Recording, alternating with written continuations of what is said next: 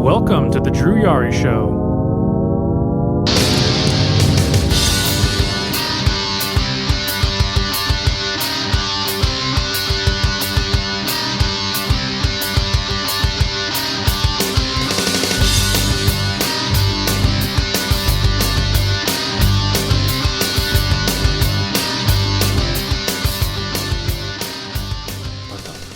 All right, so I don't know what the fuck happened. While we were talking about the first match, the computer it literally freezes, and it did that freezing thing where like it makes that really loud sound. Yeah, and all of a sudden, this big thing on the screen says something went wrong with your device. We're gonna have to restart. Oh, you got the blue screen of death. Which I'm like, what the fuck? It doesn't help that this laptop is old. I got it back in 2016. Oh yeah. So I'm due for another computer. I think I'll have to get like an actual like device, not like a laptop. I need like an actual computer. You need a desktop, yeah. Like Yeah, there's no way you can be streaming, not streaming like this, but like doing podcasts like this on a laptop consistently. Yeah, it's uncomfortable, and it's just, again, this thing's old as fuck. So eventually, I'm gonna need to get a new computer. But dude, I'm so appreciative of you that you were holding down the fort this long. I know it took a while, but again, thank you so much for holding down the fort. Yeah. I mean, shit. I did this for a long time for a living, so I kind of know how to drive the show. So, all right. So, take 2 of our Backlash review. So let's kind of start from the beginning. Welcome back to the show, guys. But anyway, so Bianca Belair and Io Sky. Let's see, not Io Sky, but Bianca got the win. What were you mentioning right around the time when I got cut off? I totally forgot. I'm not even gonna lie. I just said, I just thought that this was possibly one of the matches of the year for the women. Like, I still got Charlotte and Rhea above that, but you know, to me, this is one of the better women's matches of the year for sure. So that's all I was really saying. All right. Next match, you had Seth Rollins versus Omos in a singles match.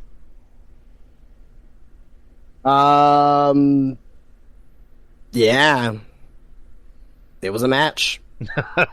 It was a match. I mean, honestly, I don't know why Omos didn't win, but I know why, obviously, but like to me, it's like why have this fucking match in the first place? Seth, like if Seth would have lost this match, he still would have won the tournament anyway. Like, you know what I mean? Like, I still think that we're still probably possibly going to see Omos versus Roman at Night of Champions. I just have that. I don't want to see it, but I just have that nasty feeling. So. But that wouldn't really make sense, though.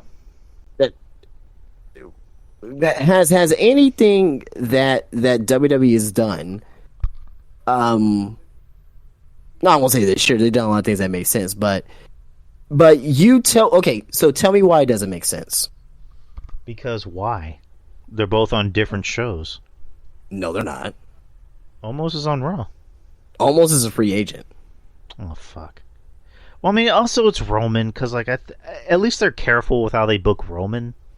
A match with Roman would make no sense. I agree with you. I'm just saying that I think that Vince wants to do that match.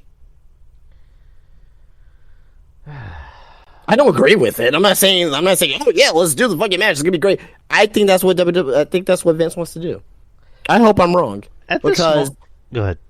No, I was gonna say, because you're not gonna do Ray versus, like, if you look at the roster from WWE on SmackDown,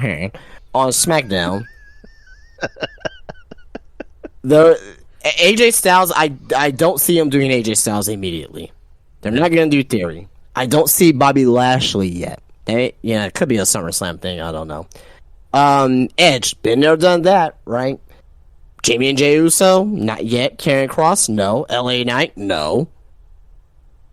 Like Sheamus, maybe, but is that worth 1,000 days? You know what I mean? Is that worth 1,000 days? Rey Mysterio, no. Been there, done that. It's almost. I don't want to see it. I'm just saying, if you look at the lay of the land of the roster of SmackDown, like, AJ may be going up against Seth, so he may be busy. Lashley could happen, but I just don't know if they want to do it that soon. I may be wrong about that. I don't know. Edge, been there, done that. I'm pretty sure they may get another one-on-one match, but I think that may be a little bit too soon as well, in my opinion. I don't know, man. It don't look good. That's what I'm saying. No, I agree with you. Almost at this point is really kind of... He's kind of dead in the water, in my opinion, because, like, we talk about how AEW doesn't treat big guys better. WWE maybe treats them slightly better, but at the same time, they kind of don't know how to book them as right, where it's like, you have almost, like, back in the day, if almost appeared on TV, he would have been undefeated for, like, a year. Because they did that to Kali. He was undefeated. He didn't sell shit, and he was this unstoppable, monster. And eventually they put a title on him for some reason. And then, with Almost, it's like, not to say that he's perfect in the ring. He doesn't need to be perfect in the ring. He just needs to be a big guy. He needs to be this big, scary, domineering presence. But it's like, I don't know. Maybe they want something more from him. I don't know what they would expect more from him. But like, it's kind of like with it's like with Luke Harper. I'll use him as an example, where like they brought him in and him as his big dominating presence, but they just had him lose right off the bat, constantly. And it's like, how are we supposed to take this guy seriously if he's always losing? Well, I mean, he was just a lackey for Bray Wyatt too. I mean, he's still. It wasn't like he was independent of that. I mean, I think he was more than a lackey, in my opinion. I mean, in that whole Wyatt family thing, I think Harper was the better worker, and Bray was obviously the star. Right. But it was clear that with those three, Bray was the star. Then Harper and Rowan were the tag team. Usually tag team guys present as tag team guys. They usually don't do well as singles guys until they actually become a singles guy. The point I'm trying to make is that with big guys, like, if you're gonna book them, they need to be the guy, or maybe not necessarily the guy, but you need to book them to actually look intimidating, and not just like, oh. Almost. Well, to be fair, Almost did look intimidating in that match. Like, he blocked the stomp. Like, it took a couple of stomps for him to, like, Seth had to do like a super stomp from the top rope. I get what you're saying, but at the same time, I think Almost was still. I won't say he was made to look strong. He was made to look like a giant, if that makes sense. Right. It's just, when you look at Almost's track record, he hasn't really won any big matches. Always beaten or just near as Miz, but he's getting fucking title shots still, or not title shots, but chances to get title shots. Right, it's just like every big match he's been in. He lost to Lashley last year at Mania, even though it's like you're trying to push this guy as something. You have him lose like a big, like his first big match. Like, I don't know. And then with Brock, it's like, I get it, it's Brock. Brock needs to win, even though. At this point, I don't think Brock needs to really win matches anymore. He's fucking Brock, but that's just my opinion. You could have had him. You could have had Almost win that match, and Brock still would have been fine. But whatever. And then he loses against Seth, and it's like, okay, they want to protect Seth by eventually having him be this new world champion. It's like, okay, why have Seth beat your 7'4" monster? Like, clean in the ring. Why not do like a fuck finish? Do like a count out or something like that. to where it's like you're still protecting Seth, but you're still protecting your big guy. That's just me. But it was a match and it happened. Next match, Austin Theory versus Bobby Lashley versus Bronson Reed in a triple threat match for the WWE United States Championship. Good match. Austin Theory won. Bronson Reed looked good. Lashley looked good. I mean, really nothing to write home about. I mean, not nothing really to write home about. It was a good match, but like, there's really no analysis that I could at least put to this. It didn't, at the grand scheme of things, it didn't matter. It doesn't move the needle. Doesn't, there goes into SmackDown as United States Champion. Play by the numbers thing. Good match though. Very good match. Yeah, good match. Predictable. You knew Theory was gonna win it. Like I mentioned earlier, I really hate that Bobby Lashley is going after the United States title and not being put in more meaningful, like, main event feuds. But glad he didn't win. Would have been nice to see Bronson get something, but it's weird. It's like I like Bronson. I really like Bronson. It looks like they want to give him something, and they're pushing him and giving him these vignettes, but crowd doesn't seem to really react to him, and I don't get why. Because like this guy can work. This guy looks like something, so I don't know what else you want from him. But Theory won. It was predictable. We knew it was going to happen. Next is Rhea Ripley versus Zelina Vega in a singles match for the SmackDown Women's Championship. The crowd really helped this match. If it was a match in Columbia, South Carolina, the crowd wouldn't have been as hot for the match. But the crowd was hot for the match. Was it a good women's wrestling match? It was passable, decent, at most passable. Zelina had her moments in the match, but Rhea looked like to be a monster in the match, and that's what she did. Beat her with the Riptide, and great moment. Like to me, I'll say this: it didn't matter about the match. It didn't matter about the match for Zelina. It didn't matter about for her winning the title. It didn't matter for his opportunity. Just for her to get that ovation after the match, that is her career highlight right there. Which is to me, that's a fantastic highlight to have, to be serenaded in front of your home country like that. To me, the match didn't matter. We're not gonna ever remember this match, but we are gonna remember that moment, right. That Zelina, that reception that she received after the match. So, to me, that was the most important thing, and that was the most important thing to come out of the match was after the match. So I'm happy for Zelina for her to have that moment. Yeah, the moment mattered. I'm gonna say this is just like she was primarily put in the match because she's Puerto Rican. Like, there was even the backstage segment of her telling Adam Page, I'm Puerto Rican and the pay-per-views in Puerto Rico, put me in the match. I thought the build-up was weird, but it's like, I don't know. But anyways, I can't shit on the moment. It's fine. Savage is saying she deserved the moment. I don't know if I would say deserve, but I'm happy for her. That's her moment. The match didn't really matter. I kind of agree. I think she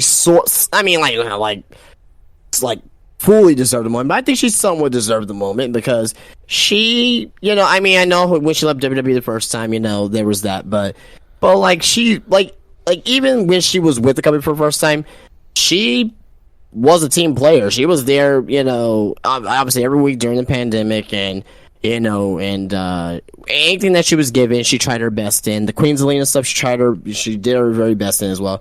I think she, deserved a moment like that because she was never going to become women's champion or anything like that. So being serenaded in front of her home country and obviously being proud that she's Puerto Rican, I personally think she deserved to have that moment. You know what I mean? So that's just my opinion, though. I mean, again, just good for her. It was a nice emotional moment. Thought maybe she got too much offense in, but I'll say it like this: if this were like in Cleveland, Ohio, I think it wouldn't make sense to have her have that much offense. But since it's in Puerto Rico, fine. I'll just say it's fine. I'm fine with it. So I'm fine with the moment. Good for the moment. It happened. The match was almost like, irrelevant at that point. So next we have the co-main event, which we'll get into. Yeah, the main event. Yeah, it should have been the main event. Bad Bunny versus Damian Priest in a San Juan street fight. This was the longest match of the night, 25 minutes. You basically just took the words out of my mouth. This should have been the main event. This should have closed out the show. I'm not sure why. This Bad Bunny, again, I can't really... Well, I mean, the Booker T song, I think it's kind of like the song that pretty much everyone knows because they always play it. There was the Ric Flair song that he did, which I don't even know what the name of that song is. And he did another song I'm forgetting the name of. But it's like, I'm not familiar with his music because his music isn't for me. But I can recognize somebody's success. He's one of the biggest artists in the entire world. He seems like a very charitable dude with his money. Seems like a good dude. He has this swagger I like that's missing with a lot of people in the entertainment industry. Like, he seems like he just owns any stage he gets on, and like it's missing with a lot of people. He has confidence. I'll say it like that. And when he came out, that crowd was electric. It's almost like he's God and Jesus all in one in Puerto Rico. And he's pretty much the king of Puerto Rico. That's probably the best way to put it. So, electric reaction. I don't think I've heard a reaction like that in a long time. That almost kind of eclipses, the CM Punk in Chicago at Money in the Bank 2011. So I think this entrance was possibly this is one of the best entrances of all time. But I will go with Punk at Money in the Bank.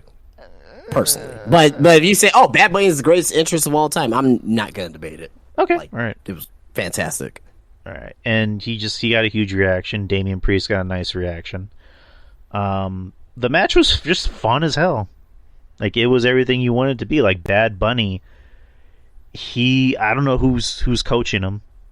I don't know who's coaching these celebrities, but whoever did it needs a fucking raise and a promotion. Maybe just a raise. But like, Bad Bunny knows how to work. Like, he throws better punches than most guys I've seen in other companies, which I will not name. His stuff looks believable.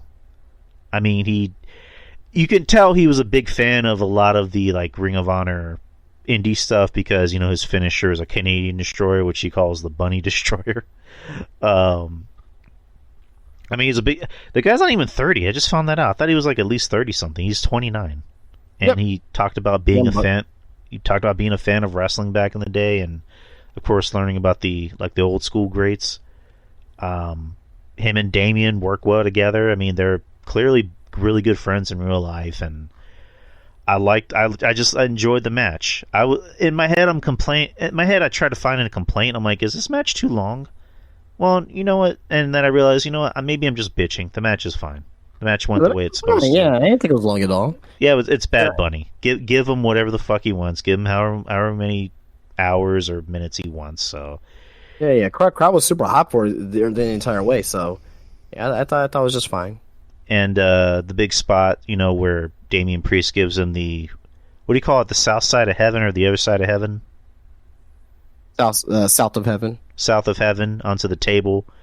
Was it South of heaven or was that Falcon Arrow? That was Falcon Arrow. I heard south of heaven. Oh, okay. Could have been. I don't know. But... And then he picks him up, and because and Adam Page is saying he's out, and then you just hear Damian Priest, he's done, but I'm not. And he just carries his ass back to the ring. And then they do that spot where Priest I don't know, did he legit hurt his leg or was that kayfabe? For who? Damian Priest, where like he gives him a kick and then he ends up kicking. No, he was just kayfabing it. Okay, there you go. And he's like, yelling at Bad Bunny, "Bro, this isn't kayfabe. I'm really hurt." Like Priest is good at talking shit, and he's just like selling the fact that he's hurt. He's like, oh god, keep him away from me. And then of course, we knew the Gaga was going to happen. It was a street fight. Savage Lee saying it's a Falcon Arrow. Okay, Falcon Arrow. The Judgment Day came out. Fucking Dom and Finn. And then Rey Mysterio comes out. And of course they take care of him. All of a sudden you hear fucking Carlito's music play, which the whole crowd went fucking nuts for. Yeah. And Carlito came out just looking fucking jacked. And it's like, what are in those apples and can I have some? Like, Carlito looked fucking cool. Pun intended. And got Judgment Day thrown out. And then as they're backing up to the ramp, you see your boy Sorry,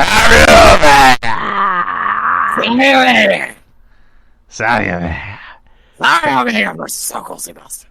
with the rest of the LWO taking out the fucking Judgment Day. So it's like, for the first time probably ever, the Judgment Day finally got the odds stacked up against them.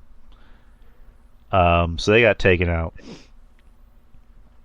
And Bad Bunny got the win with a Bunny Destroyer. And afterwards, he was serenaded by the crowd. So, overall, I already said my piece. I think this is a Match of the Year candidate. Both for the moment and also both for the match. What did you think about the match? I did say candidate.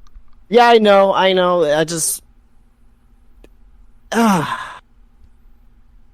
I'm not gonna argue it. I don't know if I put it up. I don't know if I put it that far. It was a great match. I'm not saying it was terrible. It was a great match. I don't know if I have it up there. Like I don't know if, like, at the end of the year, I don't know if it's gonna be a top 10 matches of the year, in my opinion. Top 10 moments for sure. Maybe a top 5 moment, top 3 moment of the year for sure. But I don't know if I'll have it in my top 10 matches of the year. But we'll see. Well, then again, I'll have like other companies in there as well. So yeah. But what'd you think about the match? It was great. It was a great match. Great match. Great moment for Bad Bunny. Bad Bunny, he was... so I'll say this. Him and Logan Paul are the two great celebrity wrestlers of all time. I don't think it's even close. Two great celebrity wrestlers of all time. He is the biggest music artist in the world, even though, like, me personally, it's not my cup of tea. If you live in San Antonio, like, you're gonna meet a girl and she's gonna like Bad Bunny, so you gotta at least be familiar with the music. Don't have to necessarily like, but at least familiar with it. But he's the biggest streaming artist in the world, and the fact that he's coming on here, and the fact that he's a pro wrestling fan, that's just a big W for us. Like, you can be a pro wrestling fan and still be a fucking cool as shit. You know what I mean?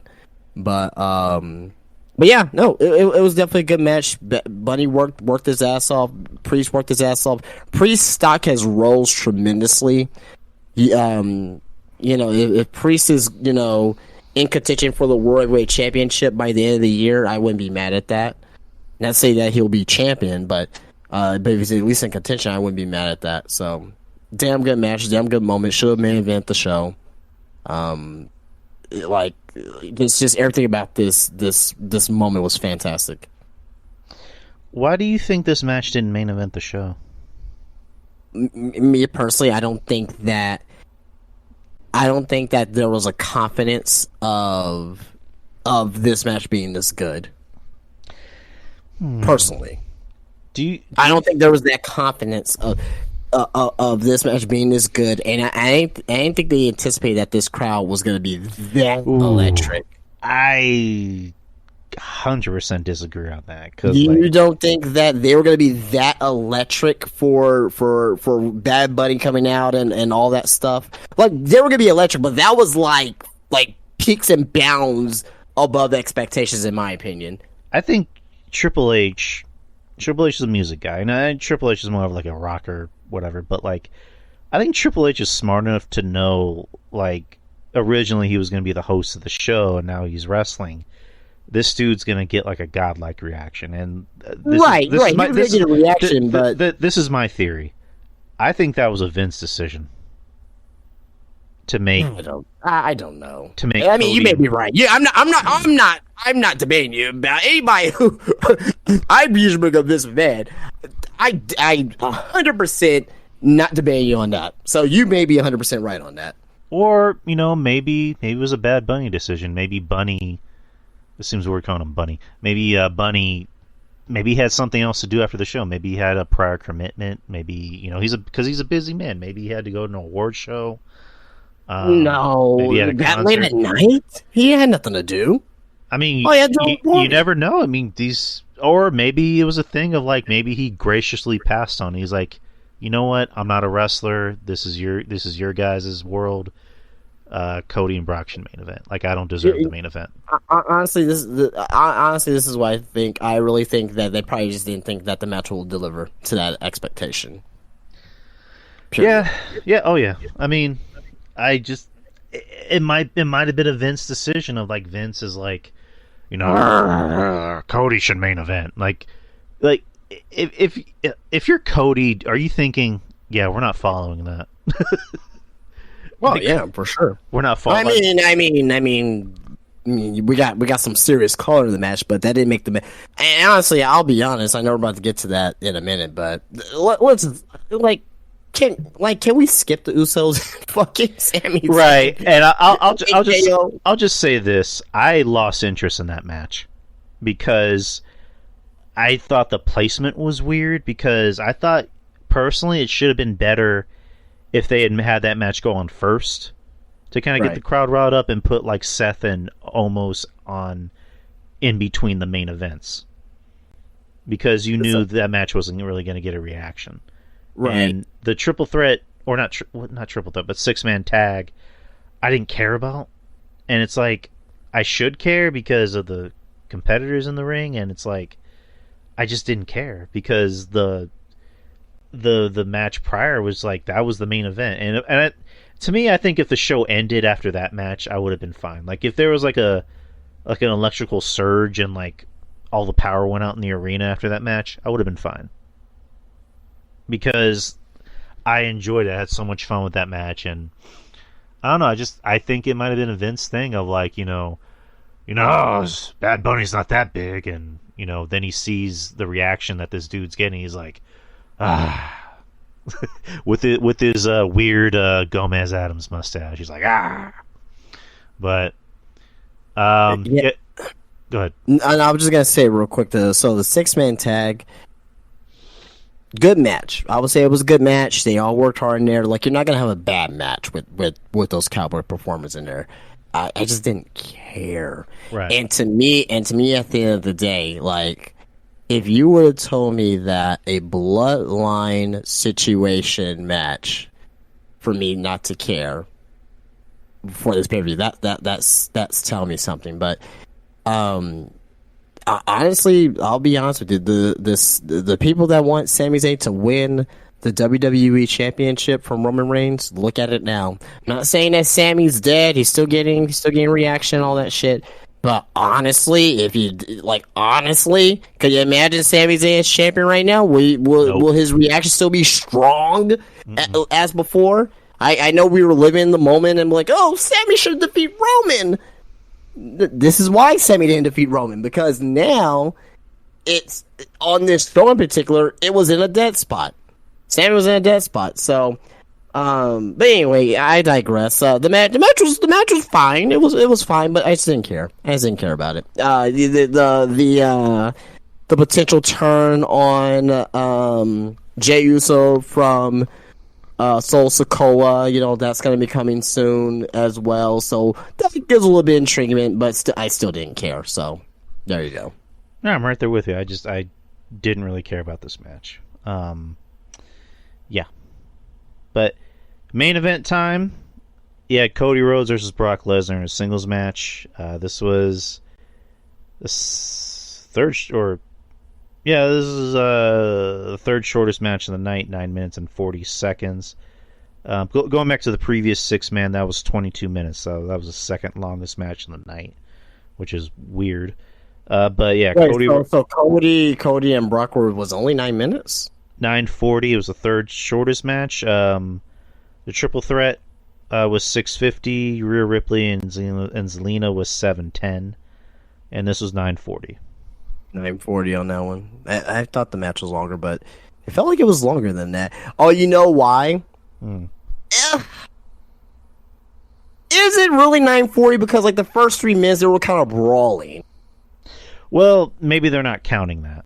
I know. I just thought this match was to me it felt longer. But anyway, no, I hear you. No, this match was not great. No. A lot of people are overrating the match. I mean, I didn't overrate it. I just said it was okay. No, I'm not saying you. I'm just saying a lot of people like on Twitter was overrating it. Isn't that fucking sad that we, like, in AEW, we get too much blood, people complain about it, and in WWE, we don't get enough blood, people complain about it, which on both sides I see. But when we do get blood in AEW, no one reacts to it, but when we get blood in WWE, people overreact to it. So it's like, to me, it's blood. It enhanced the match. Yeah, it did. Right. But people were fucking going, we got blood. Oh my god. Oh my god. Like, chill. Like, it's what? I think with Brock, he got blood maybe the better way, whereas like you see in AEW with like Jon Moxley, he like always has to blade. It doesn't matter. To me, it doesn't matter. It doesn't matter. Blood is blood at the end of the day. Well, I mean, go ahead. No, I'm just saying that I think people overreacted because there was blood in WWE. Not necessarily because there was blood in the match. But to me, at the end of the day, it's blood. Well, okay, calm down, guys. Like, don't overrate the match because there's blood in it. No, I get you. If Brock didn't bleed, this would just been a by the numbers Brock Lesnar, Cody Rhodes, like suplex. He did variations of suplex. He did little gut wrenches, and he did different Germans, and he did regular suplex. He did variations. But Brock did try. He did try in this match. It wasn't like he phoned it in. This wasn't like one of the worst matches of the year. Definitely not that. But it's not as good as everyone's making it to be. I saw some people even saying like, "Oh, this could be match of the year." Like, what the fuck are you talking about? No. Like, what are you like? Come on, like I know you're WWE fans, but like, come on, like at least be realistic, right? At least be like, damn. Well, if you would say like, damn, that is a unexpected moment of the year with Brock bleeding. Absolutely, with that crimson mask and no one wants to wipe his face because they're fucking scared of Brock Lesnar. Absolutely, that's an unexpected moment. It got to pop out. Me, I was like, oh, he's bleeding. then I immediately came back down. I was like, okay, it didn't make the match better. It's just Brock's fucking gushing blood all over the place. And the way that Cody won. I mean, let me step back.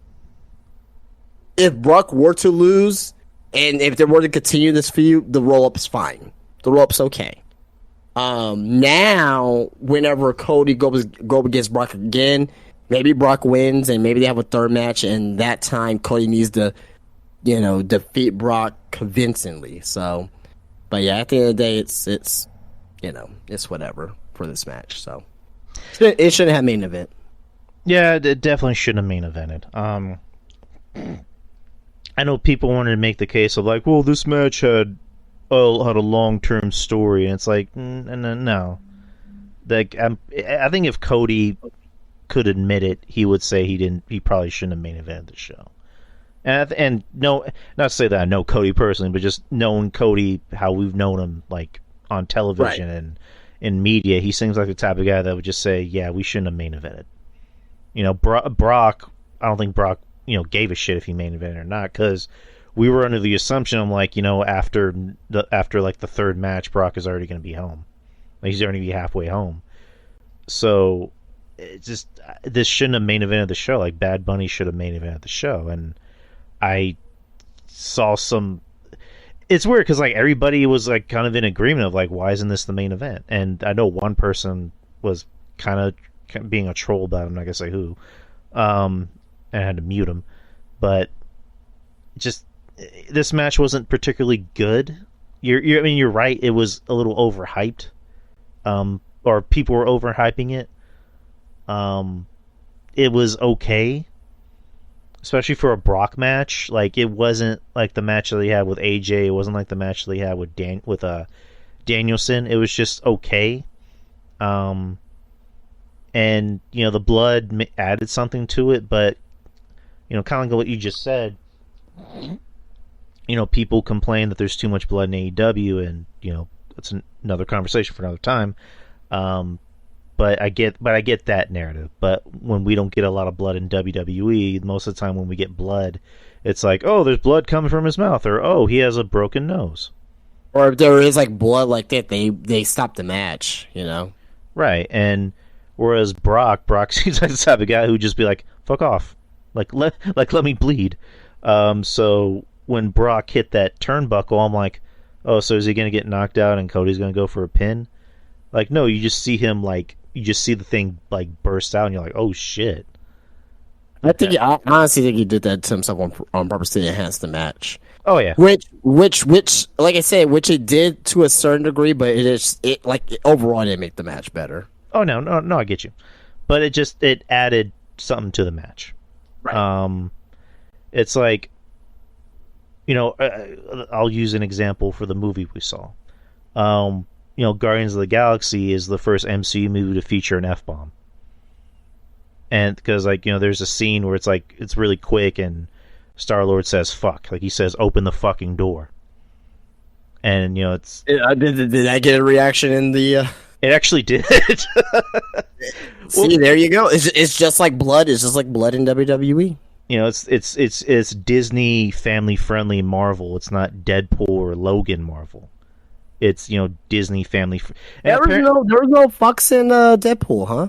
Oh, there's plenty of fucks in Deadpool. There's plenty of fucks, shits, dicks. So it's not the first Marvel movie to have fuck then. Well, Deadpool is Marvel adjacent, or was. It was Fox.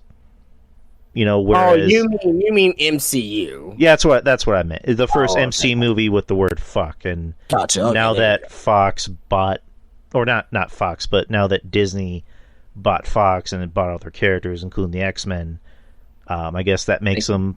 Thank you, Jesus. Part of that world, but anyways, that's neither here nor there. But yeah, it's the first MCU movie with the word fuck, and that got a reaction because what? Disney allows fucks in their movies? Kind of like WWE, where it's oh shit, we're seeing blood. But yeah, the match, the ending I thought was very anticlimactic. I get why they need to do the ending, because we don't want to make Brock look too weak. We don't want to make Cody look weak. So we're just gonna have an ending that's very divisive. And it happened, and yeah. I mean, we wanted Cody to win. I mean, we're happy Cody won, but it's the match overall was, I don't want to say bad, but it just wasn't very good, and it definitely should have main evented. So, but that's our Backlash review. Overall, what would you give this? What grade would you give this show?